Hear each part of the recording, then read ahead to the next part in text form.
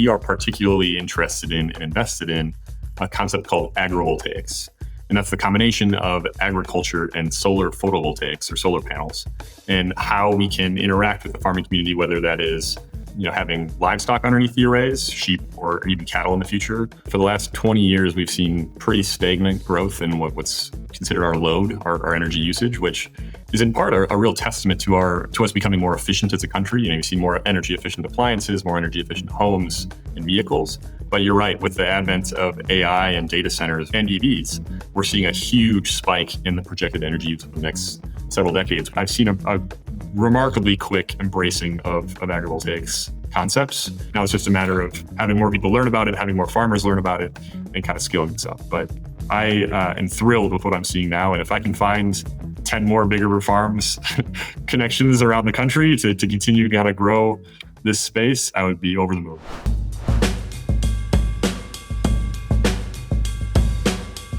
Welcome to Farm to Fork, the Innovators.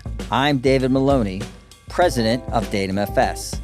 With over 40 years in the food supply chain, we explore the stories and strategies transforming how we produce and serve food. Our guest innovator today is Peter Schmitt, Director of Project Development at US Solar, a leader in agrivoltaics, the innovative blend of solar farms and agricultural farming. In this episode, we dive into the growing role of solar energy and its importance to the agricultural industry, how farming and livestock operations are leveraging solar to boost efficiency and reduce their environmental impact, the ways agrivoltaics is giving land access to aspiring farmers, and how major food companies partner with agrivoltaics to improve their own sustainability profile. So buckle up, hit that subscribe button, and let's harvest progress together. This is Farm to Fork, the Innovators, where the future of the food supply chain starts with this episode. All right, Peter, welcome to the show. Tell us a little bit about yourself. Thanks, David. Happy to be here. My name is Peter Schmitt. I am a director of project development with US Solar. We operate across the country, but I am based out of Minneapolis, Minnesota. Been with the company for about 8 years and have been everywhere from when the company was back at 6 people when I started up to we're about 85 now. We'll dig into US Solar a little bit more, but maybe share with the audience, a little bit what you do just briefly, and then why kind of somebody might be saying, well, wait a minute, this is Farm to Fork. Why are we talking solar? Great question. So just the baseline for what US Solar does. So we are a solar developer, financier, and owner-operator for projects that are anywhere from 8 acres and up. Primarily, we're in the 8 acre to 40 acre space, the 1 to 5 megawatt space in energy terms. But we also do have a portfolio of projects that are in the early stage that will be kind of 500 acres and up, a couple thousand acres. And the reason that we're talking to you today and why it's important that solar developers are talking to the agricultural community is that we are particularly interested in and invested in a concept called agrivoltaics. And that's the combination of agriculture and solar photovoltaics or solar panels, and how we can interact with the farming community, whether that is having livestock underneath the arrays, sheep or even cattle in the future, or providing pollinator services, similar to like a conservation reserve program, or providing opportunities for farmers to continue to grow crops underneath and around our arrays. So though we are an energy company at heart, we are incredibly interested and invested in taking care of the soil underneath our arrays and working with the communities where our projects are located. All right, great. Thank you. All right, so tell us a little bit about the solar industry. I'm quite uneducated on it, right? I mean, how you said you went from, was it 6 employees now to 80 employees over the last 8 years, yep. Right? What's fueling that growth, and is solar continuing to grow, and what are the benefits? Maybe educate us as a group. Yeah, it's a great question. So solar has had a few different advantages over the years. Because it's a very replicable product, each solar module essentially becomes a commodity. The cost of each module has gone down dramatically, precipitously over the last decade, something like more than a 90% reduction in cost, which has made it so it's now competitive with other energy resources, whether that's coal, fossil gas, wind, nuclear. Solar is now at that cost parity piece. And it's something where it's found kind of a niche in the market because it's not as tall or visually obstructive as something like a coal plant or a wind turbine, for example. These don't really get taller than 10, 15 feet, depending on how they're set up. So you don't see them from far, far away. But they're also taking advantage of a resource that's free and abundant. right? It's the only energy resource that isn't turning a turbine, which is interesting. It's just using light and splitting that into its component parts to gain the electricity. So that's an interesting element of it from an energy side, but it's just free fuel. A lot of our energy market right now, even if it's cheap to build a fossil gas plant, a natural gas plant, the cost of that energy production is still quite dependent on what the cost of the fuel input is. Where solar, once it's constructed, you've got sun. Maybe not all day, every day. Obviously, there is nighttime. There are clouds. We understand that piece, but that fuel source is free, which has made it a really important component to our energy mix. And depending on where you are in the country, that's also very important from just a production standpoint. So, for example, I live in Minnesota. Minnesota does not have any fossil resources. We don't have coal. We don't have natural gas. So the only way for Minnesota to produce its own energy is through either nuclear, wind, or solar. And nuclear, Minnesota has its own policy and regulatory piece around that. We have a couple of nuclear facilities, but it's not a big part of our mix. But wind and solar is a way for Minnesotans to generate our own power, contribute to the power grid, and utilize the resources that we are blessed with, which is sun and wind. So, it's an important part of that overall energy mix. And I think that's why you're seeing it be part of the overall grid in the United States. We've transitioned over the last 10 or 20 years from a predominantly coal society to now being natural gas heavy, to being solar and wind heavy, to being hydro heavy, and coal is kind of fading out a little bit. That's not to say it's going away entirely, but you're seeing more of a balance, so we're not entirely locked in one resource. Yeah, and right now there appears to be some concern about I wouldn't say concern about the availability of power, right? But with AI and all the data and everything, at least some important people are encouraging investment in power, right? Yeah, that's a great point. I mean, for the last 20 years, we've seen pretty stagnant growth in what's considered our load, our energy usage, which is in part a real testament to us becoming more efficient as a country. You see more energy efficient appliances, more energy efficient homes and vehicles. But you're right, with the advent of AI and data centers, and EVs, we're seeing a huge spike in the projected energy use over the next several decades, which is going to require a lot more power, whether that's solar, wind, or something else. So I think solar has a really good part to play in this. And again, for your podcast listeners, I think it's really important because I think it has a really important role in agricultural communities and for farmers to potentially differentiate on their revenue streams and maybe host some of these facilities. Yeah. Okay. Can you give us some statistics on how solar has grown? Like you said, okay, well, we've grown because costs have come down, which is great, right? Mm-hmm.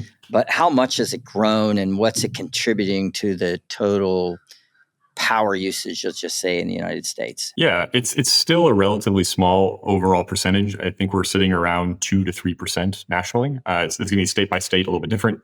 Texas and California are the two leading states in the country, which is perhaps unsurprising on the California side, but I think a lot of people get caught off guard that Texas is also one of the major solar producers in the country. So it's been driven by a few different parts. You've seen a lot of residential solar, a lot of rooftop solar. But also in Minnesota, for example, we have a very strong community solar market, which allows folks to invest in solar arrays that aren't on their roof. Maybe they're renters, maybe they have a shaded roof, maybe they're in the woods, whatever it happens to be. It allows them to kind of invest in that energy space and be part of this energy transition without having to directly invest in it. But again, we're still pretty small overall, again, 2-3%. The projections are showing we need to probably get up to maybe something more like 10 or 15%. And there's a good runway there. It's always, quite shocking when you're thinking about 1 megawatt of power being, 6 to 8 acres. And that's enough power for maybe 200 to 225 homes. But the amount of energy we're talking about is orders and orders of magnitude above that for what the country's using and for what data centers are using. And it's quite the challenge, quite the hill to climb. Yeah, but it's increased quite a bit over the last decade. Is that fair? Yes, absolutely. I mean, the idea that solar was originally developed as part of the space program to work on our satellites, and we're going from that to the brief amount of time that it was on the White House, and then unfortunately removed after that. But it's come a long way from there to even a couple percent. Maybe not doesn't sound very big, but that is a massive scale up countrywide of this resource. Yeah. And I know in our community, actually 2 doors up, our neighbor has solar panels on their barn and on their home, and they actually produce more power than they consume. Yeah. I mean, it's pretty typical for the farming community, right? I was producing more than you're using. Yeah. Cool. Agrivoltaics. Can you break that down for us first, just in case, because as I was explaining to Peter before we jumped on live, I'm not familiar with that term. Obviously, agri is easy, agriculture, but agrivoltaics. Can you explain that word for us? Yeah. So the voltaics part of that word, so the agriculture part is pretty clear. The voltaics part comes from photovoltaic solar, which is solar being used to create electricity. And the reason we have that differentiation is you can also use solar to produce hot water, for example. But the idea here is that you're combining agricultural activities with energy production from solar arrays.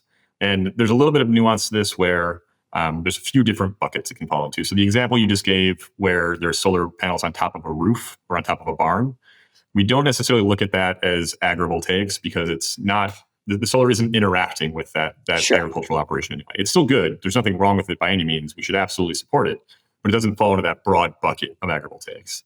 Agrivoltaics tends to fall into something that's either pollinator services, whether, prairie habitat restoration, kind of like a CRP program, oftentimes partnered with beehives or commercial bee production, livestock, which is heavily right now sheep in the United States. So there's a big push to also try to figure out how to make this work with cattle.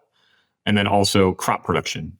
Maybe not as much corn and soy. There are a couple of pilot sites out there for corn and soy, but generally this is going to be more in either grain production or vegetable production. The other caveat I will give here is there's sometimes an extra term called ecovoltaics, which tends to be more on that prairie and that pollinator services side to differentiate from more that more active agriculture, livestock, and crops. So you've got ecovoltaics, kind of prairie and pollinator services, and then agrivoltaics, heavily crops and livestock. Great. And can you define CRP for the... Oh, the Conservation Reserve Program. When you are paid to not grow crops in a certain area, whether that's to help soil health, to help with water runoff, riparian areas. So long-standing government program. I don't have the date offhand on how long it's been around. Yeah, just the USDA, for what it's worth, came out about a month ago and gave their forecast for 25 for corn and soybean, wheat acres, and other major crops. And that includes acreage going into the CRP, Conservation Reserve Program number, which is going up because corn and soybean prices have gone down and the farmers, right? So the market's kind of dictating, okay, where am I going to make my investment? Yep. Yeah, I would say one of my biggest selling points when I talk to farmers is, I have a farmer here in Minnesota who's been growing corn and soy for multiple generations responsibly, successfully. And he's talking about getting corn prices from the 70s, but for inputs that are from the 20s, the 2020s. So for him, he's looking at solar as an opportunity to diversify that income so it's not as reliant on that commodity market. Okay, great. So we understand what agrivoltaics is, and now we've got ecovoltaics. But give us like an example, like you're saying, okay, pollinator or prairie or vegetable farming or cattle. I mean, give us just so we simplify it for us. Yeah, absolutely. So we'll kind of go through each of the examples because U.S. Solar has been thankfully part of a lot of these. So starting back in 2017, we started investing in pollinator-friendly habitat underneath our arrays. So solar arrays for many years either had gravel or simple turf grass, things that were easy, understood, low maintenance, but weren't necessarily the best for soil health. So we worked with our Board of Water and Soil Resources here in Minnesota to create a pollinator scorecard. I'll give a shout out to Rob Davis, who's also a big part of this, and Ross Abbey from U.S. Solar. And the Board of Water and Soil Resources then created a scorecard to set up different criteria for the seed mix that was used. It's a mixture of, number of grass species, number of flowering species. When those species are flowering, are you using pesticides? How much? What are your neighbors doing? But to get you kind of an overall score saying, yes, you are producing adequate or good prairie habitat. Particularly in the upper Midwest, it's a lot about prairie restoration. We used to be a lot of prairie. We're not so much anymore. But what that does is, it's fixing soil better. It's helping with runoff. It's, again, a lot of the same goals of the Conservation Reserve Program. And we planted that underneath and around our array. So, for example, since 2017, U.S. Solar has planted more than a square mile of privately financed prairie habitat in the state of Minnesota, which is a big deal. It doesn't sound huge, but it's not government money going in. It's private. We're a private company. We're a for-profit company putting money in for that particular use. On the agrivoltaics, on the sheep side of things, we have a couple of examples. One is I have a landowner who is a shepherd. She runs a bar in town, but she also has a flock of sheep, and she had 4 paddocks on her site and was looking to diversify her income. So she removed her sheep from one of the paddocks for a season while we constructed the array. And then we ended up just putting in a fence, a livestock fence, to allow the sheep to come back in. So it's still that same pollinator mix we were talking about previously. We added in a few more cool season grasses to make it a little bit more appealing for the sheep. But essentially now the sheep can just come in, they have their paddock back. There's been very little change to the overall acreage, but our landowner is now getting a payment on top of still having the area for her sheep. That's one side of it. The other side of it, from a sheep perspective, is we work with Cannon Valley Grazers. They're out of Northfield, Minnesota, southeastern part of the state. Arlo Hart and Josie Tropel are the two that kind of run it. And they have actually grown their flock intentionally to go be vegetation management services for solar arrays. So whether we have turf grass or pollinators or whatever we have underneath our array, we're going to have to maintain it. Pollinator habitat has the benefit of once you establish a prairie, its maintenance costs go down year over year. Once you get to year 4, year 5, it's pretty self-sustaining. But the thing we do have to worry about in that scenario is you have a lot of thatch buildup, because prairie is naturally fire regenerative. And unsurprisingly, our insurance team and our operations team isn't super keen on having a fire run through our solar array. So luckily, sheep are all but tailor-made for that work. You can run them through, you can get that thatch cleared out. Their hooves are churning up the soil, they're pooping everywhere. We're getting a lot of that churn that you want from a livestock operation. And what Cannon Valley Grazers is doing is saying, instead of us having our home farm, we're just going to move our sheep around to all of these different solar arrays and provide vegetation management services. So normally for them, they were getting sheep from South Dakota, getting paid 4 cents per head per day to keep them alive during the summer and then ship them back in the winter. But now, in addition to that payment from the South Dakota farmer, they're also getting money to manage vegetation on solar facilities. You have an added cost because you have to move the sheep around and, deal with things like water, but it's become a much more viable business model for them. And they've managed to really scale up the size of their herd, or their flock rather. And you're seeing that across the country pretty dramatically, where sheep are making a comeback. For a long time, we've imported more than 70% of our sheep in the United States. And I think solar, interestingly, has an opportunity to re-onshore and grow our domestic sheep production, which is quite interesting. So that's an example, again, on the landscaping side. And then the last one, on the crop production side, we have an example project in Minnesota that we call our Big Lake site. And somewhat confusingly, we're working with a group called Big River Farms, which is a program of the Food Group. The Food Group is a nonprofit here in Minnesota that deals with a lot of different hunger categories. So they run food shelves, collecting food and making sure it gets to those in need. They also run some policy programs to work on hunger mitigation strategies, like putting free lunches in schools for those in need. But they also then have Big River Farms, which is an incubator farm. So they're training farmers. Loosely, they're referred to as emerging farmers, whether that's BIPOC, whether that's women, generally underrepresented groups in the farming community. And they're being provided with a half acre to 2 acres of land to learn about farming, get their farms going, connect to markets, learn about the paperwork, learn about all the incredibly difficult things that go into farming. And then once they get out of that program, they go start their own farms. But a lot of them are running into the obstacle of finding access to land, whether that's because they didn't have any in their family. If you don't have access to farmland generation over generation, it's not the easiest thing to break into. Or they're only on year-to-year leases where that might be challenging to make your investment in long-term soil health. But by partnering with us, they're growing, we're connecting their farmers to our sites, and they're growing vegetables underneath and around our array to get their farms going. So we're not charging them any rent of any kind. They come in and they can grow vegetables and they can get their farms going. So that's an opportunity for us. The other version of that is if you have a landowner who wants to keep farming themselves, but wants to also have the extra income from the solar, we can do the same thing we do with the sheep operation, where you pause for a season or two while we get the project constructed. You can go right back to farming underneath. So you can either have it be landowner driven, who wants to diversify their income, or for us, we can also be a farmer driven model where farmers are looking for land and we can provide it. So just to simplify it, it's the cohabitation essentially is solar farming and agriculture. Correct. And there's some benefits and drawbacks both ways, right? So, you're not getting full sun if you're underneath the array, as you can imagine, but some crops are getting too much sun. So it can actually be a benefit. So an anecdotal, we're doing a lot of research with the National Renewable Energy Laboratory and some agricultural groups in the Midwest, but an example from this year in Minnesota, we had a severe drought coming into the spring, and then we got a lot of rain early on in the season until about July, and then it stopped raining. And it caused our crops to be a little bit out of sync. So we were growing cilantro, for example, underneath our solar array, and then we also had a control site out in an open field. And the cilantro out in the open field bolted before any of it could be harvested. But the little bit of shade that was provided by our solar array, and, it's not full shade, but it's a little bit of shade, Yep. ended up slowing it down just enough where we got a bumper harvest. And that's not going to be true for every crop, but we're trying to figure out what can you grow best in these scenarios. It's more of an opportunity than a threat. So that was a really exciting result this year. Cool. So the benefit to the farmers, if you own your land, is that essentially you can lease some of your land to have some income coming in as a hedge or additional income with your crops. Candidly, for a lot higher rate than a tenant farmer.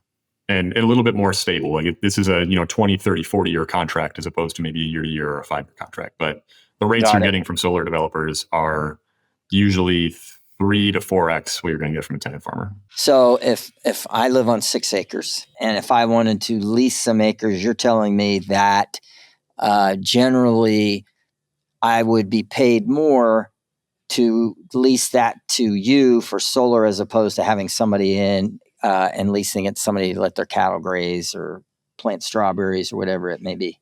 Yep, that's been the historic model. And ideally under agrivoltaics, you can do both of those things now. Right. Right. Okay. And then the benefit to the industry or to the farming community is that you provide essentially access to land, which isn't cheap, right? Yep. Through your program with Big River Farms. Is that fair? Yep. Absolutely. And it's also just it's a better relationship builder with a lot of those communities. I think when we go into certain communities, what we hear is a lot of, solar is taking up prime farmland. It's taking up the best, farmland in the county or in the region. And, to be candid, not every solar developer is being as dedicated to land health as U.S. Solar is. We're hoping to get there. That's a movement in the industry that we're also trying to evangelize. But that is a common refrain we hear. And if we can talk about instead how we want to work with the farming community to bring in livestock, to bring in new farmers, to continue farming operations, it makes the conversation a lot smoother. It's never perfect. You're never going to win over everybody.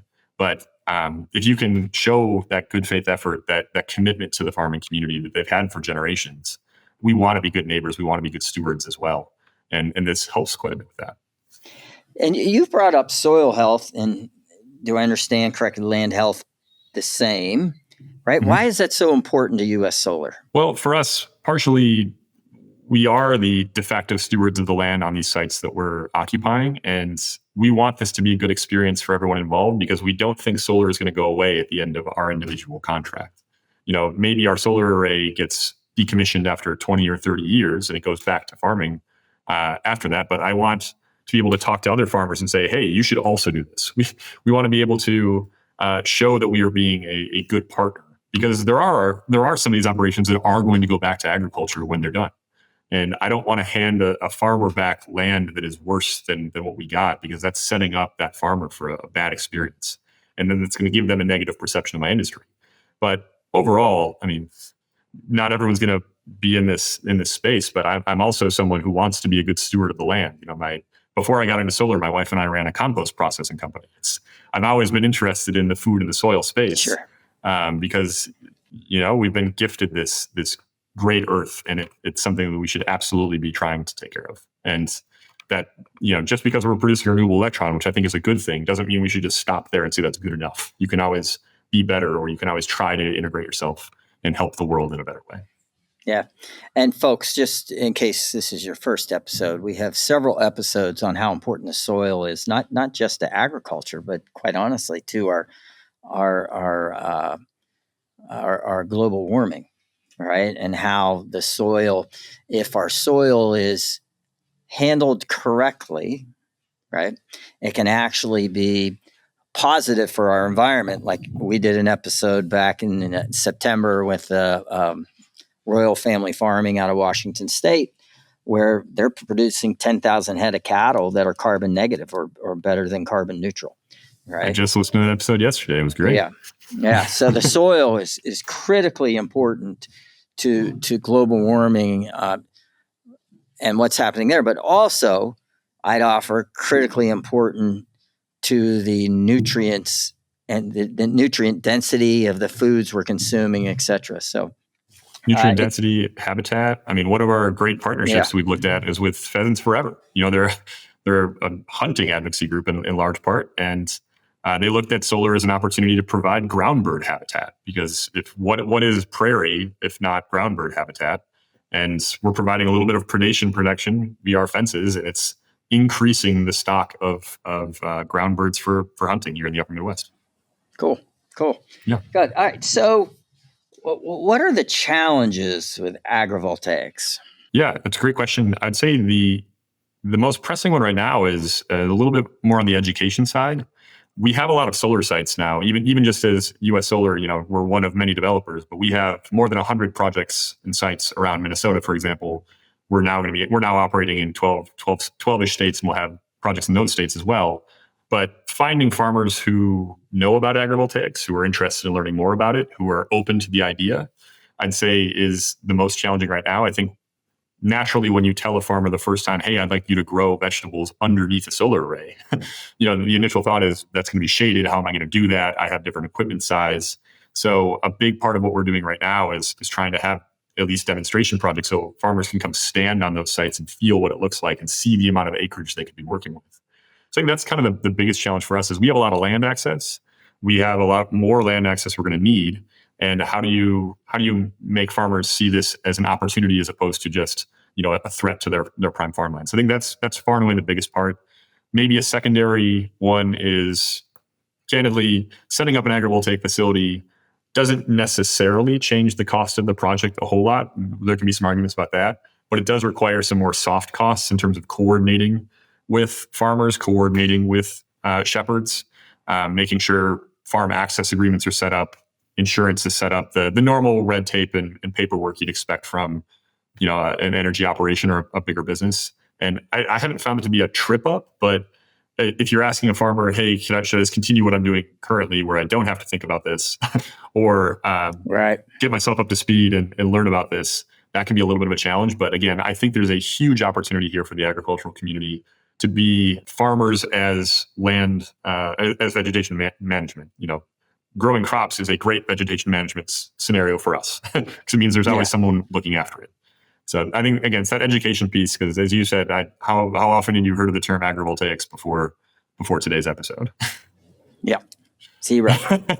So this is a great start. Again, any farmer who wants to talk about agrivoltaics or hear about how this could work for your operation, I will always have room for that conversation. If a farmer's using solar on their farms, or if a big and maybe this isn't agrivoltaics, but if somebody like Tyson is using solar on their chicken houses or whatever it may be, can they use that to calculate, in part of their calculation on their carbon footprint? Yeah, I mean, you could actually absolutely back into that. There's also a pretty common way this is looked at in terms of every megawatt hour of produced energy, you create a renewable energy certificate, a REC. And, sadly, it's kind of like an NFT. It only has value because we create a market that says it has value. But it is a good way to calculate like how much energy has been produced. And then you can back into, energy equivalencies for carbon sequestration or overall operational use. You can offset your electricity use versus your electricity consumption on site. You can do a lot of that calculation. So I would say that REC calculation is the usual one used when you're looking at a net zero calculation, for example. It's easier depending on what the use of the energy is. So a lot of US Solar's projects, for example, the electricity produced on site isn't necessarily being used on site. It's being used in the surrounding community. So community solar, as it sounds like, it's going out onto a distribution line. Our 1,000-acre facilities, you don't need that much acreage to power your barn. So that's going on the bigger transmission lines to wherever the nearby markets are. But if you have it on top of your hog barn or your milking parlor, or whatever it happens to be, you can very clearly see, in your electric bills, what's the offset from that investment. Yeah, and I'm just thinking a lot of our listeners might be a restaurant chain or a grocery store and looking at their total carbon footprint, right? Yeah. And partnering potentially with food sources that use agrivoltaics may help that carbon footprint. Is that fair? Absolutely. We're also seeing there's an open source trademark that Rob Davis owns called Solar Grown. So you can create solar grown products. My favorite example, because I'm a beer drinker, I like is beer. I like beer.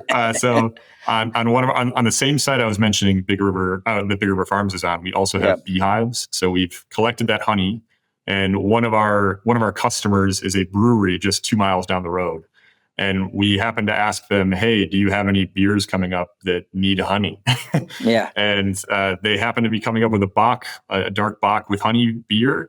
So we provided them honey from our site that is considered solar grown honey, because it's honey that was produced on a solar facility to produce their beer. So we ended up having a beer through Lupulin Brewing, is the name of the brewery, called Dark Side of the Sun. I enjoy it thoroughly. You might recognize the can art to be similar to a particular album cover. Oh, yeah. But that's a delicious opportunity. You know, we're seeing now solar grown wool products come to market. And we're working with Josie Tropel at Cannon Valley Grazers to try to get that off the ground. She's got a company called Bayl, Bayl, that does kind of heritage wool products. So I've gotten to learn a lot more about the textile supply chain than I expected to, being a solar developer. Yeah. And she's the one who has the bar, right? No, she's a different. That's a different one. Okay. Different one. But I do have to make sure to get our beer into that bar. That'd be a good one. Yeah, I just found it interesting, a shepherd, because immediately we're almost at Christmas time here, folks. Immediately my mind goes to shepherd, and then owns a bar. I'm like, that's great. Yeah. So actually, by the time this come out, it'll probably come out about Christmas time. So Sure. Tell me a little bit more about Big River Farm and your partnership there. Yeah. So this has been really an amazing partnership where, you know, they've come to the table with open minds, open hearts, and in terms of how they knew there was a lot to learn. Right. We both sides came in knowing that I am not a farmer. I don't know how to farm. You know, I've done my own hobby gardening. My dad was a farmer, but I didn't grow up on a farm, and they are not solar developers. So we knew we had a lot that we had to learn from each other. And there's been some of those growing pains of, you know, we didn't think about, where do we have to have storage sheds? Where do we have to have cleaning areas? Where do we have to have refrigeration? How are we getting water to the site? And for them, they had to figure out, okay, well, I can't trench here because there's an underground power line, or the way we operate our facilities, we have a drive shaft in the middle of our rows to move our modules east to west. So we had to figure out what equipment can we use around all those things. But they've been excellent. So they started with a very small grant from the Mortensen Family Foundation to essentially just de-risk this for them, you know, to get farmers to try it where they weren't going to have to worry about losing the money that year. So the first year we just had a couple of rows, you know, maybe an acre and a half, just to get things started. It felt a little bit unusual because we were undoing prairie habitat to put crops back in. Sure. But they grew a variety of crops with the support of the National Renewable Energy Laboratory. And then they started bringing their farmers out. So I mentioned they're an incubator program where they have something like 100 to 150 farmers that are in their program at any given time. So they started bringing them out to the site and saying, hey, this is what it looks like. Does anyone want to try this? And this year we had our first growing season with twin brothers, Stephen and Simon. They immigrated from Kenya some 20, 30 years ago. And it turns out the Kenyan growing season and the Minnesota growing season are not particularly the same. Surprise. Surprise of the century. Yeah. But they've been great. So we still have research farming happening on one side of the site, but then Stephen and Simon have been expanding year over year with their families, where they're growing a mixture of more traditional crops, you know, leeks, onions, peppers, herbs, but they're also growing some specialty African greens as they're connecting to their two different market segments. And next year, Big River Farms plans to have 6 or 8 new farmers joining our site.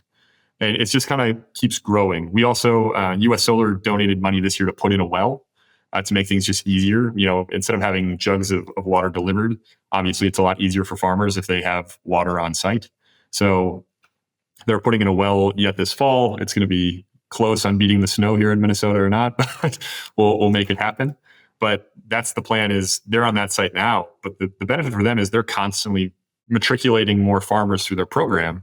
And we are constantly adding different sites around the state. And a lot of their farmers don't necessarily live right at that farm. They're coming from anywhere around the area.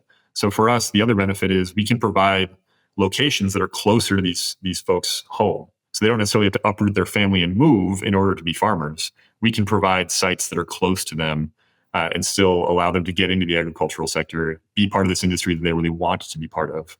And also, again, benefits us from that as well. So Big River Farms, I can't say enough about them. Sophia Leonards-Coy and Kazua Berry have been kind of leading their agrivoltaics push, and Sarah Wutat has been also on our site farming with them. And they've been just phenomenal partners. We've done there's also there's a little bit of spirituality in there where Kazua has led land blessings on these sites in the spring. So it's been a really well received partnership, and one that we are very excited about continuing to grow.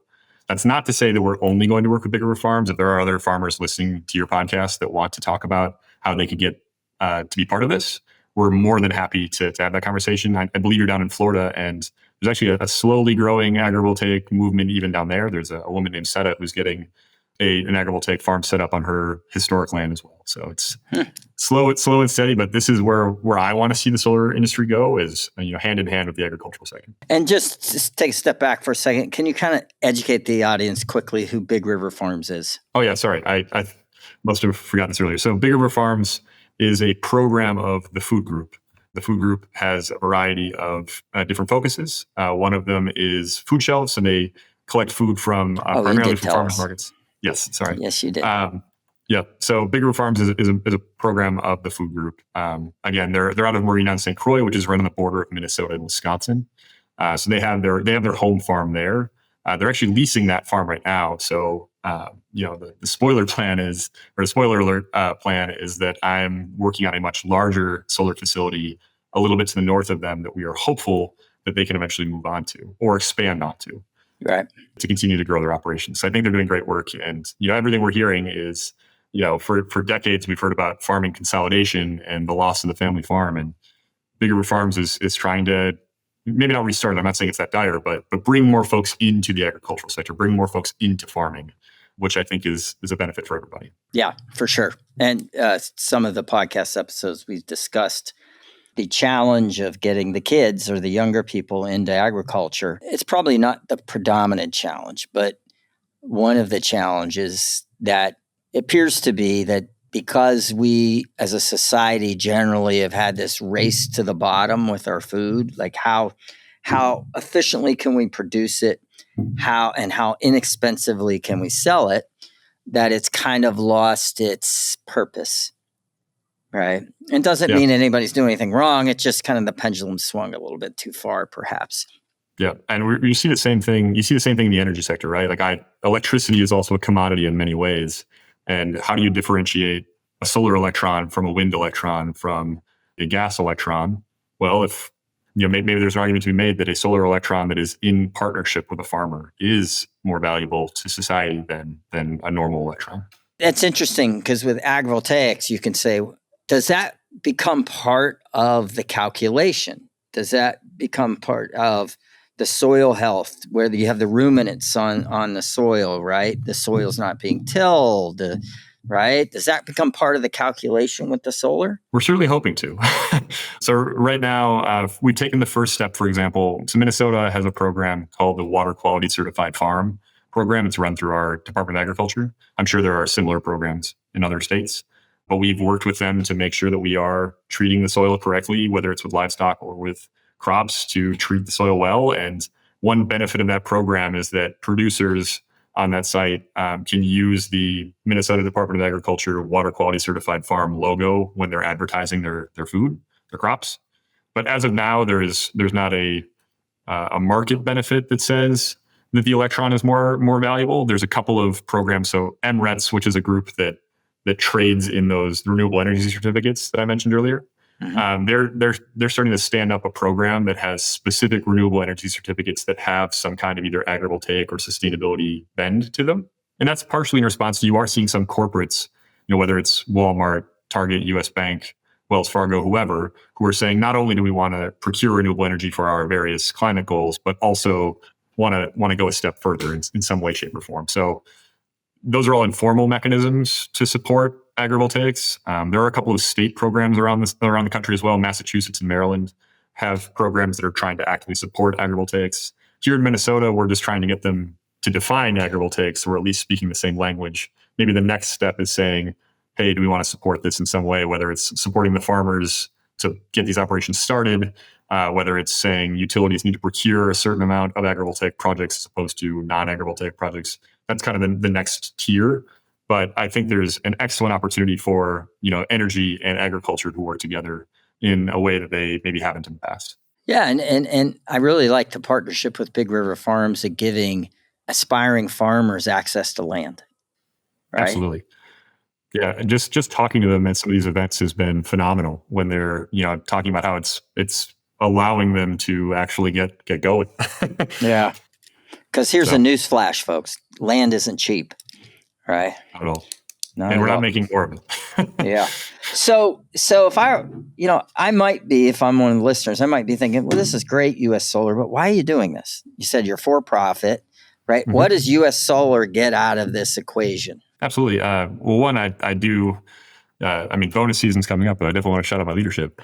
But tongue in cheek aside, I think our leadership has done a really good job from the beginning, saying that even though we are a for-profit company, that doesn't exonerate us of the need to take care of the planet or take care of the world in whatever way we can. I'm not saying that everyone's going to be the greatest actor of all time, but they gave they heard about pollinator-friendly solar, which was kind of the earliest thing we heard of. And they said, yes, that's a thing we should absolutely be doing. That's a small if zero cost difference to us, but it's a benefit to society in a way. So for us, partially, it is just we want to be good stewards. We want to be good neighbors. It does help us in our conversations. Solar is not an energy source. We're not using eminent domain. That is not a thing that solar can use. These are all voluntary contracts. So how do I get a farmer to call me? How do I get a farmer who's been farming for 5 generations, 6 generations to say, yeah, I want to learn more about putting solar on my land? Well, if I can have that conversation and say, hey, look, I want you to continue farming. That is a much easier conversation than me saying, hey, I want to take your land and you don't get to use it in that way for the next 20, 30 years. Sometimes that's okay, because sometimes, to your point, that landowner is looking to skip a generation. They don't have the kids, maybe their grandkids come back around. That also is a totally valid way to do things. But if I say, hey, what if I let someone else farm it in the interim and then your kids can still come back in or your grandkids can still come back in? That's a much easier win-win-win. And also, again, going into those communities who are saying, hey, I don't want to, we are an agricultural community. I don't want that to change. Solar is maybe a threat to my agricultural identity. And we can come in and say, I understand that it is going to visually look a little bit different. I am under no misassumptions that this isn't going to look like corn and soy harvesting. And that's okay. We're not saying corn and soy is going to go away, but if we can come in and say, hey, we actually want to bring in more farmers to spend money in your local shops, to to build houses in your community, to eat at the local restaurants. It's good for local business as well as the solar side. It's good for the school districts. I'm working on a project in Southern Illinois where we're going to be providing tens and tens of thousands of dollars to the school district every year. And it's a significant chunk of their school budget. And that's also an investment we're making in the community. So from U.S. Solar's side, we see all of these cascading benefits. We see our partners who are more interested in working with us because of it. We see permitting conversations getting easier. We see land contracts getting easier because of this investment, in addition to it being the right thing to do. And we're a growing company. I'm really proud of the size we've gotten to. 85 people in 8 to 10 years is a really good amount of growth. But we're not to the size yet where we would normally have to put out a corporate social responsibility report. We're not a publicly traded company. We're a private company. We are still voluntarily put out a corporate social responsibility report on our website because we want to make that open and public commitment to this kind of good investment. So I give full credit to U.S. Solar and its leadership for making this step. It's certainly one of the reasons that as an employee, I stayed with the company for as long as I have. We're in a hot labor market. There's certainly other opportunities, but I am choosing to stay here because I believe in the work we're doing, and I believe in agrivoltaics heavily and in how it's going to help both our agricultural communities as well as our fight against climate change and our energy transition nationally. Cool. And I would assume the goal is for U.S. Solar to acquire more land or acquire more solar panels, right? Because that's how you all make your money. Is that fair? Absolutely. We're still growing in a variety of markets again, primarily community solar, but my smaller team is kind of doing a separate piece where we're doing these larger utility scale projects. The nice thing about solar is it functions at a lot of different scales. It functions at that rooftop residential on your garage, whatever scale. It functions in the 5 to 8 acre range in the community. solar scale or up to the 40-acre range. And it also functions in this utility scale transmission interconnected 1,000-acre range. All three of those have a part, which is candidly a little bit unique to the solar industry. You don't see as often a single wind turbine anymore. Right. You don't see, a neighborhood scale gas plant. Right. So it is an interesting part of solar that you can fit into so many different parts of the community and into the energy sector. Cool. What does solar and agrivoltaics look like 10 years from now? And how does that impact the agriculture community and just to say the food we consume? Great question. So I certainly still see solar continuing to grow. The nice thing about solar at this point is it's not super political regime dependent. You can have little sways here and there, but I work with liberal communities, I work with conservative communities. It's coming one way or the other. It's cheap enough, it's competitive enough on the cost side that it's going to keep growing. And with the addition of batteries or just a smarter grid in general, you're finding ways to solve for the fact that it's not sunny all the time and there's a nighttime. Mm-hmm. So I see solar continuing to grow in that sense. From an agrivoltaics perspective, I do expect to see some states start to require this. I'd prefer it to be voluntary. Obviously, you don't want too much regulation to come into a space because it can get really burdensome to accomplish. But I see this becoming more commonplace because it's going to be what people want, right? Yeah. If you're given the option between a solar facility that has gravel underneath and chain link fence versus a solar facility that has sheep in one corner and vegetable production in another and a traditional livestock fence, which one are you going to choose for your community? It should be an easy choice in both sides. And again, we still got a good ways to go, but I remember 7 years ago when I first started talking about sheep, my operations director was like, I don't think that's a good idea. I don't think we should do that. And then, now years later, it's becoming very commonplace. The agricultural industry is incredibly open to innovation, and I've appreciated that greatly. And the solar industry is catching up on its openness to innovation, and the extra sectors, the financing, the insurance, all of those pieces have also gotten increasingly comfortable. And I give a lot of credit to those folks. It takes a lot to be open to change, to open these new ideas. And I've seen a remarkably quick embracing of agrivoltaics concepts. Now it's just a matter of having more people learn about it, having more farmers learn about it, and kind of scaling this up. But I am thrilled with what I'm seeing now. And if I can find 10 more bigger farms connections around the country to continue to kind of grow this space, I would be over the moon. So how people get in contact with you, Peter? Yeah. So our website is us-solar.com. If you Google Peter Schmitt and US Solar, you'll find me. Otherwise, my email address is peter.schmitt. It's SCHMIT T as in tango at us-solar.com. We have a whole agrivoltaics page on our website, and I'm happy to chat with anyone. So feel free to reach out. Again, we're all over the country. And if not me, I can certainly connect you with the right resource. I will always advocate for agrivoltaics with whoever it's going to be. But US Solar is a great company. You should absolutely work with us. All right, great. Peter, thank you for being on the show. Thank you so much for having me.